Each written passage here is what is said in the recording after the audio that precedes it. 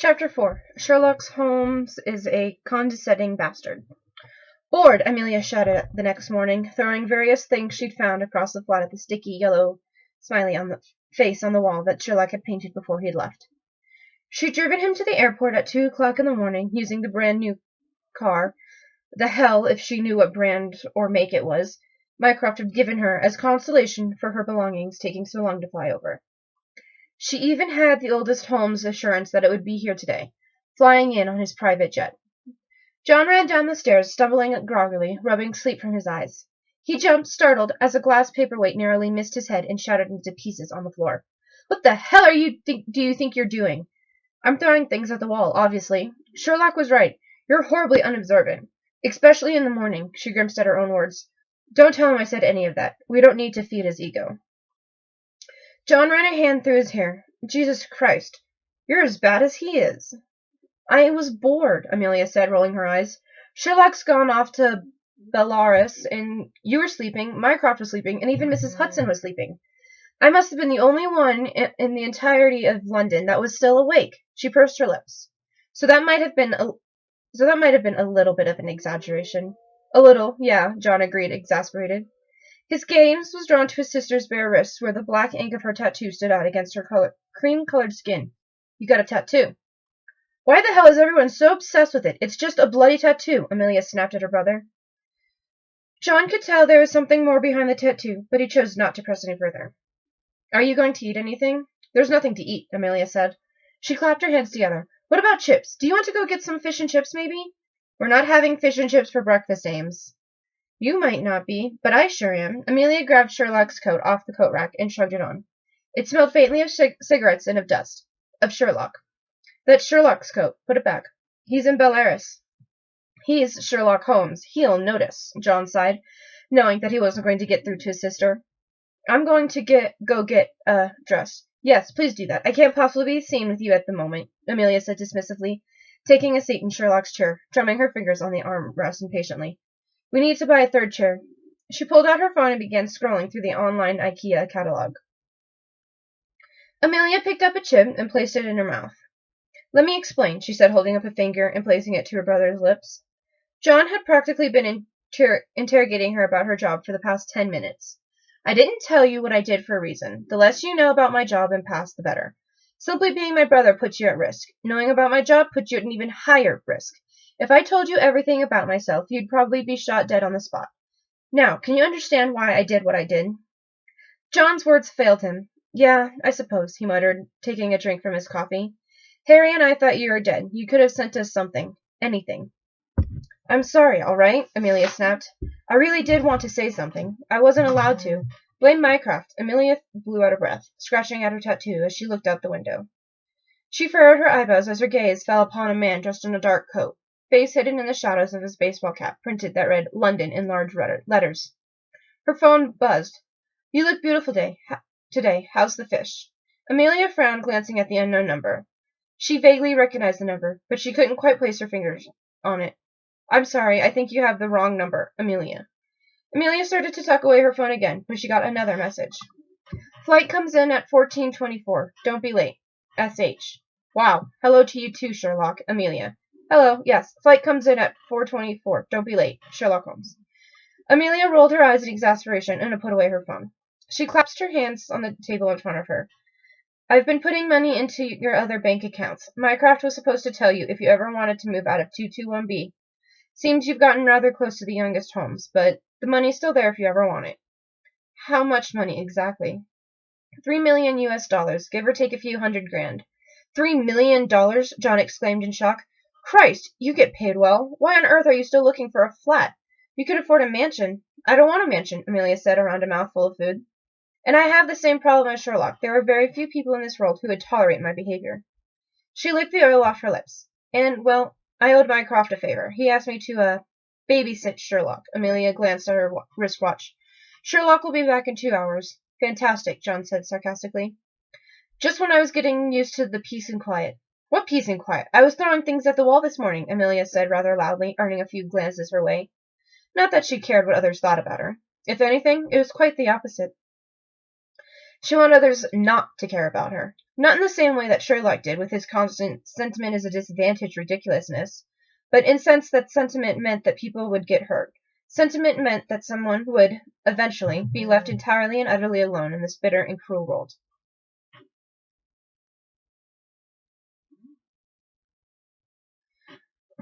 Sentiment was something she was not going to do again. Amelia pushed the rest of the food towards her brother, her signature blood-red lips tightly pursed. She took out her phone as John dug in, knowing that her brother wasn't going to say anything until he'd finished every last scrap of food. You don't need to be such a condescending bastard, Sherlock. Amelia. I'm condescending to everyone. As for bastard, my parents were married when they had me. S.H. You know that wasn't what I meant, and it still doesn't excuse you. You know you aren't supposed to be on your phone on the plane, right? Not that it affects the navigational systems like they imply. I hypothesized that if everyone on a jumbo jet were on their phones streaming videos, that it would barely make the navigational system flicker. Amelia. Interesting hypothesis. Perhaps we should test this one day. S.H. I'd be more than happy to, but you'd have to stop treating me like a child. Like I'm not clever as you are. Amelia. You aren't, S.H. Sherlock, I work with your brother, who's worse than you are, and I've managed to keep up with him. You really want to bet that I'm not as clever as you? Perhaps not in the same way, but I am definitely better than you at certain things. Amelia. Rude. S.H. Very much so. Amelia. Amelia smirked, then turned her phone on silent, not letting Sherlock get to her. Oh, she was going to enjoy staying at 221B. Chapter 5. Sherlock's bored, and he has a gun. Sherlock was bored, incredibly and utterly bored out of his mind. Valeris had been one of the most boring cases he'd ever been on. Amelia had been quite right in her early deductions. Barry Berwick had dissociative amnesia. In fact, the instant he got put on trial, he remembered why he'd killed his girlfriend. Because she'd been trying to get him off the booze, and when he'd come home completely drunk, she'd yell at him. So, he killed her. People did such strange things sometimes. Sherlock's boredom had even gotten to the point where he'd scrub off the first smiley face from the wall and painted a newer, larger one. Then he proceeded to assemble the new gray-winged armchair Amelia had ordered for herself without reading the instructions. That had taken a good portion of an hour.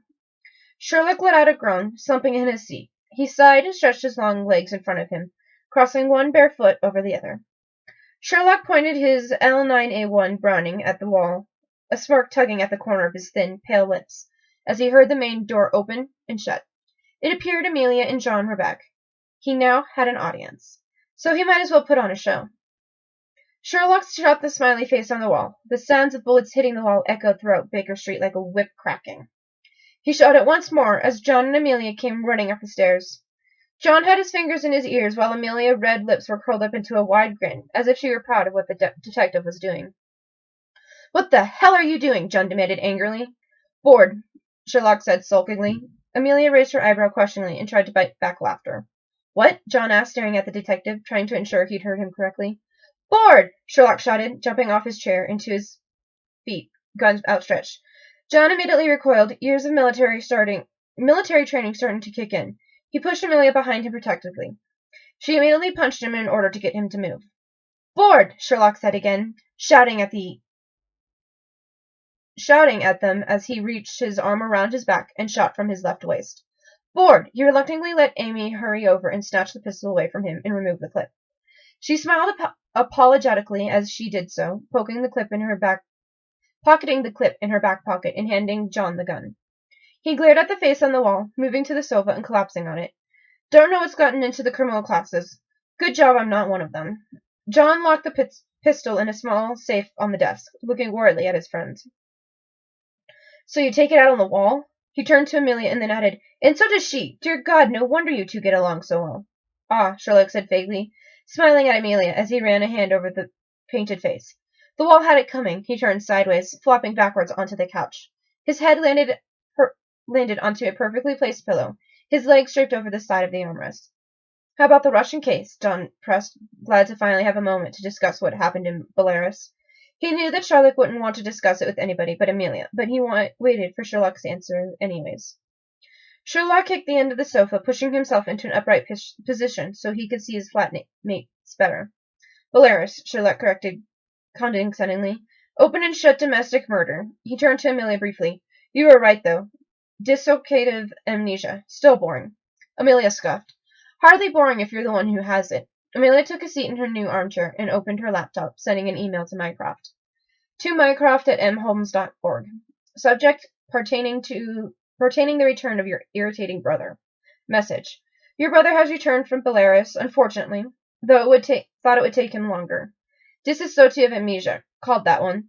Try and find him a case, will you? He's shooting the wall. Anything in? John said, heading towards the kitchen. I'm starving. He opened the fridge door. Oh! He trailed off as his eyes fell upon the severed head Sherlock was keeping in the specially designated science area. Amelia had even put up labels so he wouldn't forget. John slammed the door shut, leaning against it, breathing heavily. He opened the fridge once more, stared at the head for a few short moments before closing the door again.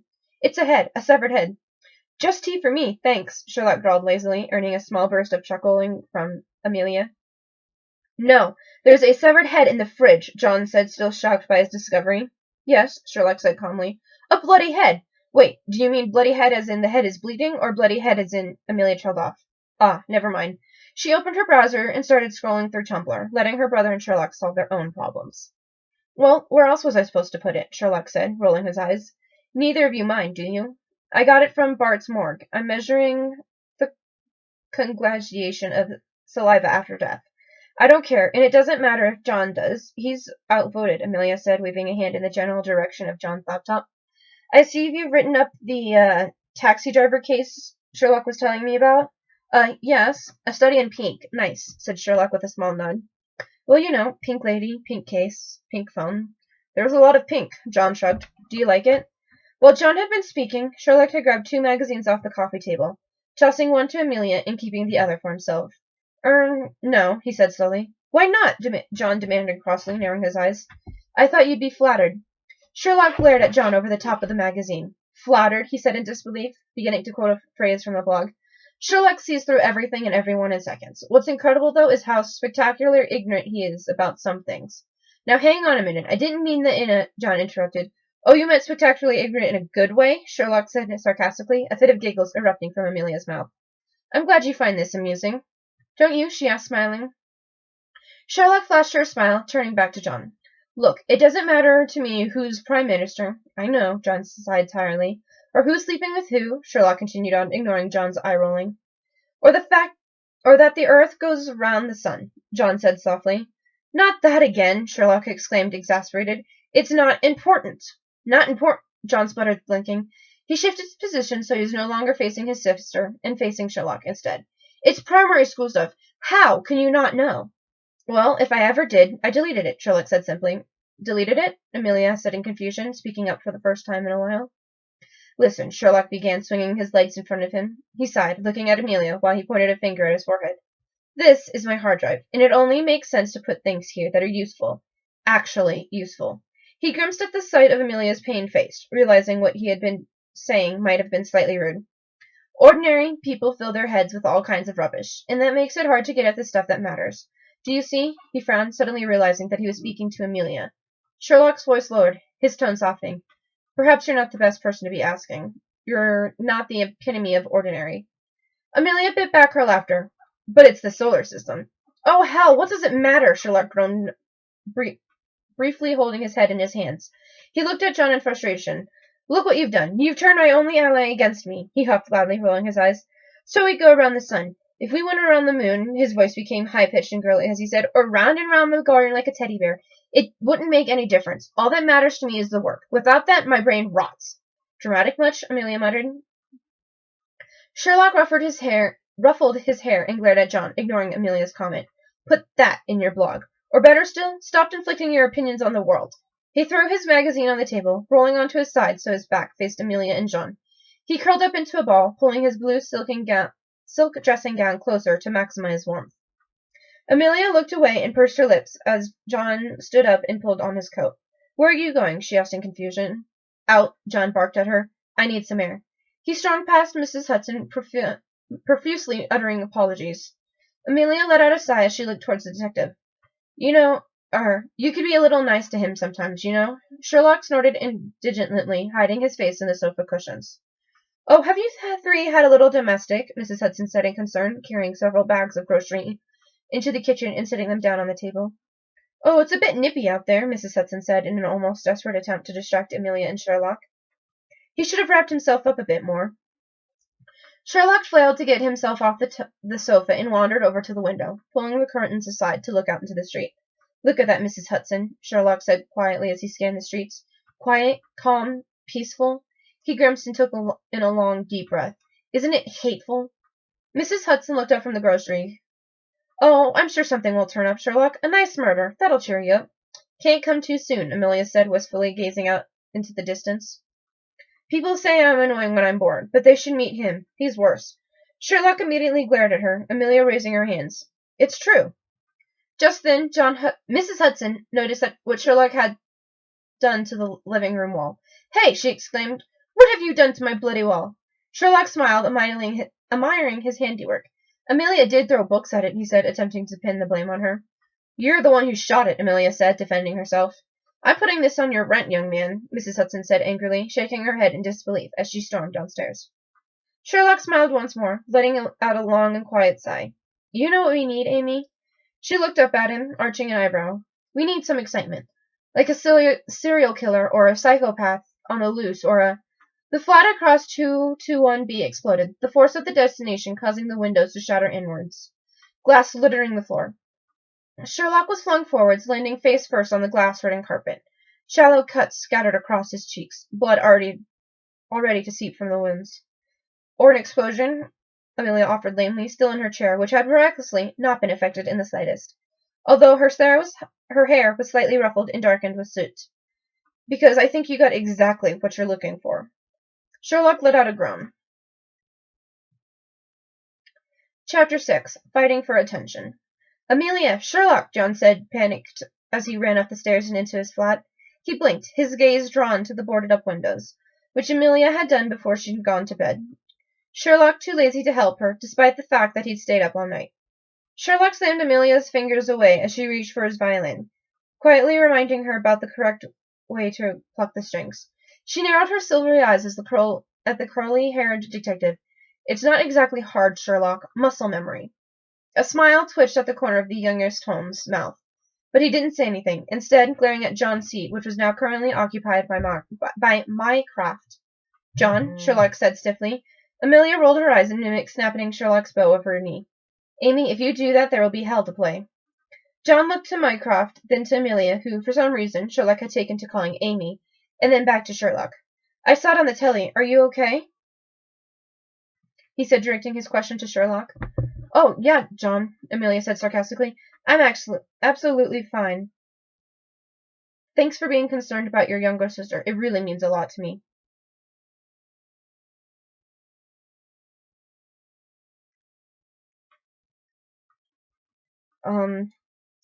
Sherlock grinned at her comment, ruffling her hair teasingly. What?" He glanced around at the broken glass that still littered the floor as Amelia refused to sweep it up, saying that Sherlock had to help with something. "Oh, yeah, fine. Gas leak, apparently." He turned to face his brother, not happy with his presence in their flat. "We can't," he said simply. "Can't?" Mycroft repeated in disbelief, eyes narrowing suspiciously.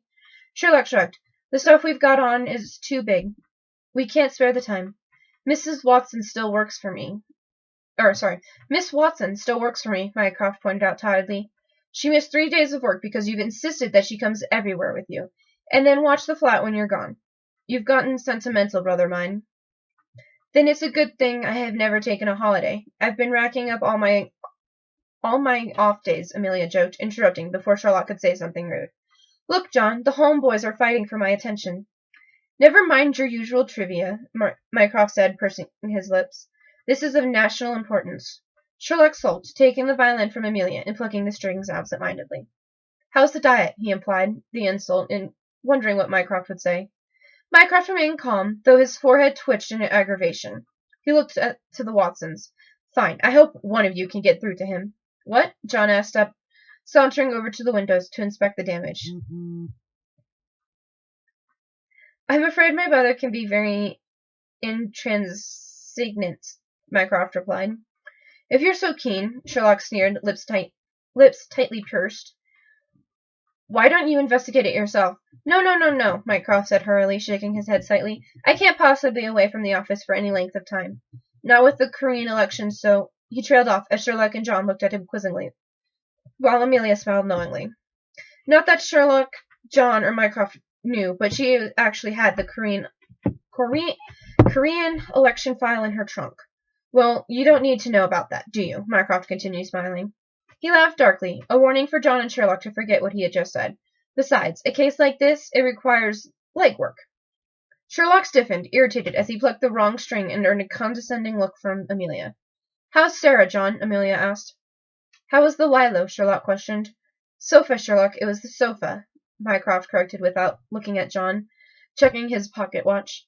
Amelia snorted, nearly falling off the armrest of Sherlock's chair, a spot she had now claimed for her own. Amelia, are you all right? Mycroft wasn't sure what he was supposed to say in this situation. She coughed, wiping tears from her eyes. Yeah, I'm fine, she laughed, leaning into Sherlock's shoulder for support. She hid her face in the fabrics of his purple cotton shirt, while John just stood by and blushed. Oh, yes, Sherlock said, patting Amelia's back in an attempt to calm her. Of course. How? Never mind, John said incredulously, shaking his head as he sat down on the coffee table. Mycroft smiled at him. Sherlock's business seems to be booming since you and him became pals. Sherlock shot him a threatening look, but Mycroft continued on. What's he like to live with? Hellish, I imagine. I'm never bored, John replied simply. Good, Mycroft said as if he were speaking to a child, forcing the lie out from between his teeth. That's good, isn't it? This time both Amelia and Sherlock glared at him. Mycroft stood up and grabbed a file off the table beside him, offering it to Amelia and Sherlock, who stubbornly refused it. Mycroft grimaced, handing it to John instead. Andrew West, known as Westy to his friends. John took the folder, startled. A civil servant, found dead on the tracks at Battersea Station this morning. Jumped in front of the train, John guessed, glaring at his sister when she snorted at his stupidity. Seems like the logical explanation, Mycroft said. But, John prompted. But, said Mycroft in confusion. Well, you wouldn't be here if it was an accident, Amelia snapped, flicking Sherlock's forehead as he showed her how to apply rosin to the bow. Again. Would you, Miley? She smiled at Mycroft, using her old nickname for him. If you're even half as clever as you think you are, why can you not pronounce my entire full name? Mycroft sighed. Is it really that difficult? Sherlock snorted. The MOD, Mycroft began, is working on a new missile defense system. The Bruce Partington program, it's called. He looked at Sherlock and Amelia while John leafed through the file. The plans were on a memory stick. Amelia snickered. Because that's always the safest and best place to keep a missile plan, she said sarcastically. Did I tell you to transfer it to a hard copy? That wasn't very clever, John added. Mycroft shot the Watsons a glare. It's not the only copy, believe it or not, Miss Watson. I do appreciate your advice. Oh, John said, blushing in embarrassment, while Amelia rolled her eyes. But it is secret, and missing, Amelia pointed out. Top secret? John questioned. Very, Mycroft confirmed with a sharp nod. We think West may have taken the memory stick. We can't possibly risk it falling into the wrong hands. He turned back to Amelia and Sherlock. You've got to find those plans, Sherlock. Don't make me order you. Sherlock inhaled sharply, narrowing his eyes defiantly, his nostrils flaring. He raised his violin in preparation to play. I'd like to see you try, he said in a low, warning voice. Mycroft bent over, looking Sherlock in the eyes. Think it over, he said. Sherlock stared back at him lazily. Mycroft gave a short nod to Amelia, one she didn't return, and shook John's hand. Goodbye, John. See you very soon. John shifted uncomfortably as Mycroft left, grabbing his coat on the way. Sherlock continuously played a short melody of notes on repeat, glaring at Mycroft's retreating back. Once he was sure Mycroft was gone, he lowered the violin. John sat back down on the coffee table, looking quizzically at both Amelia and Sherlock. Why'd you two lie? He pressed. You two are bored out of your minds. Sherlock looked at him from the front as the front door slammed shut. You've got nothing on, not a single case. That's why the wall took a pounding. Why did you tell your brother you were busy? Sherlock shrugged. Why should I? Oh, John nodded. I see. Sibling rivalry. Now we're getting somewhere. Sherlock opened his mouth to speak, just as his phone rang. He sighed irritably, taking it out of his pocket as he set his bow down on the table. Sherlock Holmes, he said into the phone. He paused for a moment, listening to the reply before continuing. Of course. How could I refuse? Oh, And I'm bringing a... He looked to Amelia, finding himself at a lock for words. A friend. And with that he hung up, turning to Amelia and John. Lestrade, I've been summoned. Lestrade? Amelia said, arching an eyebrow. Whoever this Lestrade person was, he had to be interesting, otherwise Sherlock wouldn't have been so polite on the phone. Detective Inspector of Scotland Yard, Sherlock answered, tossing Amelia her coat. She caught it easily, frowning. And this time, you're coming with. I'm so flattered, she said sarcastically. Oh, shut up, Sherlock teased her. Are you coming, John? At Scotland Yard. Sherlock held the front door open for Amelia, ushering her inside. John followed after him meekly, muttering insults under his breath. Sherlock led the Watsons up to the third floor, where Lestrade's office was located. Hold this, Sherlock ordered, handing his coat to Amelia. I'm not your bloody coat rack, she grumbled, staggering under the weight of the thick, heavy coat. She pulled it on, the hem of the long coat nearly brushing the floor.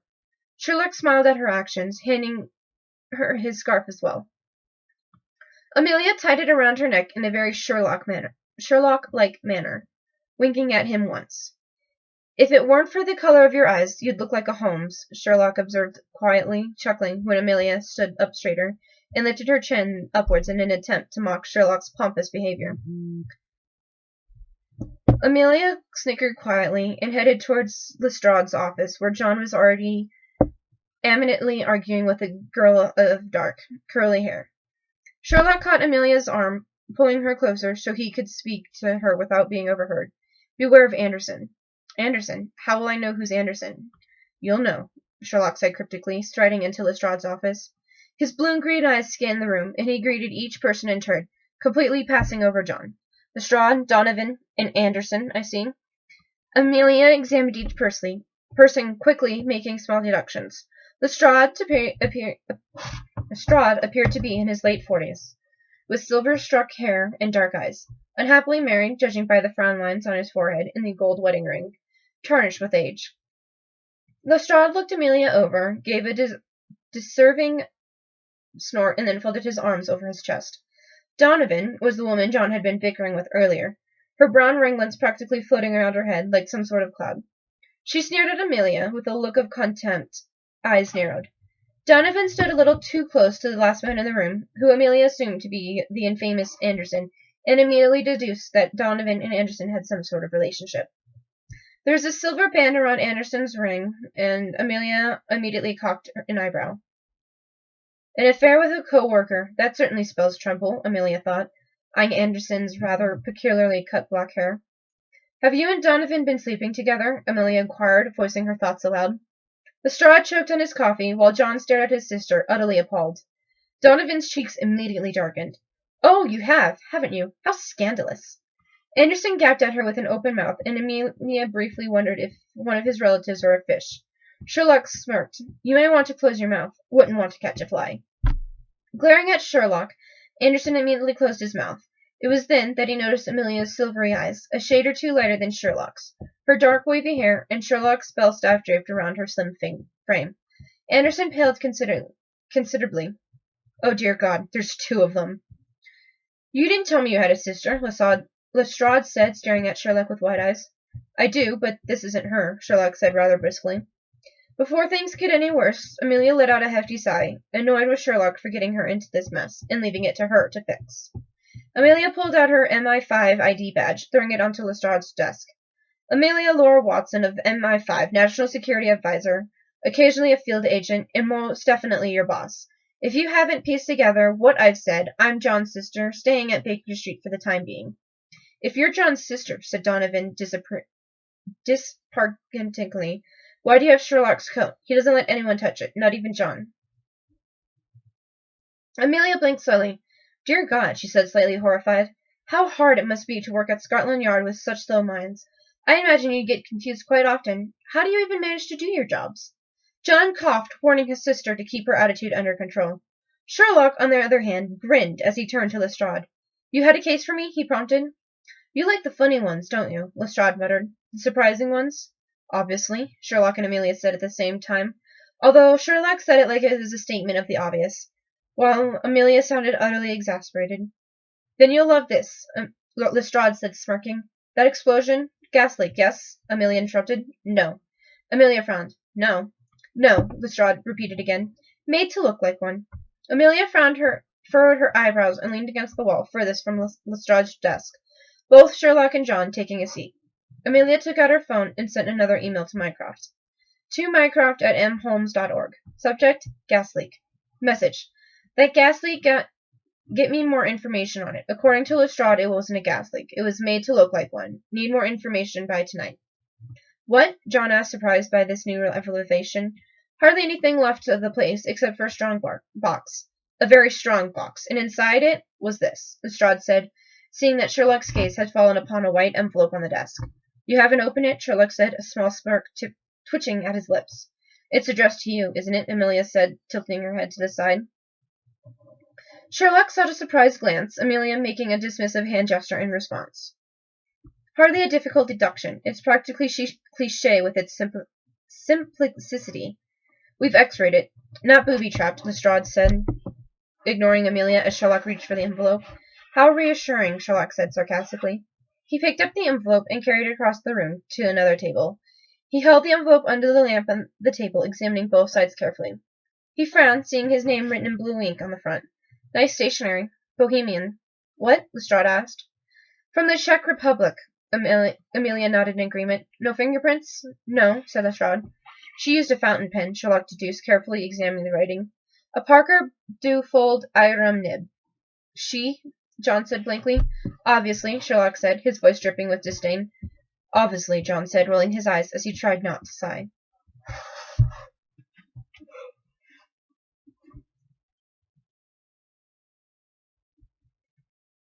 Sherlock picked up a letter opener from the desk and slit the envelope open. He looked inside, his mouth opening in surprise. He reached in and pulled out a phone in a pink case. But that's John sputtered. That's the phone, the pink phone. What, from the study in pink? Lestrade asked. Well, obviously, it's not the same phone, but it's supposed to look like... Sherlock trailed off and then spun around to face Lestrade. The study in pink? You read his blog? His tone was nearly customary. 'Cause I read his blog. Of course I read his blog, Lestrade said, sounding offended. We all do. Do you really not know that the earth goes around the sun? Sherlock tightly pursed his lips, choosing to ignore his question. It isn't the same phone. This one's brand new. He examined the connection outlets, noting that none of them had scratches or marks. Someone's gone to a lot of trouble to make it look like the same phone, which means your blog has a far wider readership. He threw a look at John, turning to the phone on the voice messages. You have one new message, the phone alerted. 4 Greenwich pins played, causing Amelia to frown, puzzled. Is that it? No, that's not it, Sherlock said, showing a photo of an empty room with nothing but a fireplace with a mirror atop the mantel to Amelia, and then turned to show Lestrade. What the hell are we supposed to make of that? An estate agent's photo and the bloody Greenwich pimps? Lestrade exclaimed loudly. Amelia rolled her eyes at their idiocy. It's a warning. A warning? John wasn't really surprised that Amelia knew these sorts of things. He supposed it came with her job, whatever the hell a national security advisor did. Some secret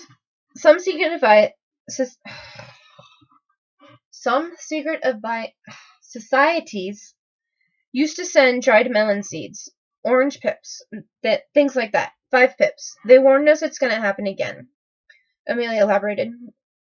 I had an assassin on my trail in Moscow. Warned his missions of their impending doom by sending rotten roses. Of course, that was pretty easy to track back to him. He's in jail now, I believe. Sherlock glanced down to the phone, furrowing his eyebrows. And I've seen this place before. Hang on, John interrupted, going back to Amelia's statement. What's going to happen again? Sherlock looked at him dramatically. Boom. He threw his hands up in the air mechanically, grinning from ear to ear. He held his hand out, Amelia understanding immediately and handing him back his coat and scarf. He pulled it on, heading out of the room, with Amelia quickly following. Lestrade let out a loud, audible sigh, grabbing his own coat as he and John ran after Sherlock.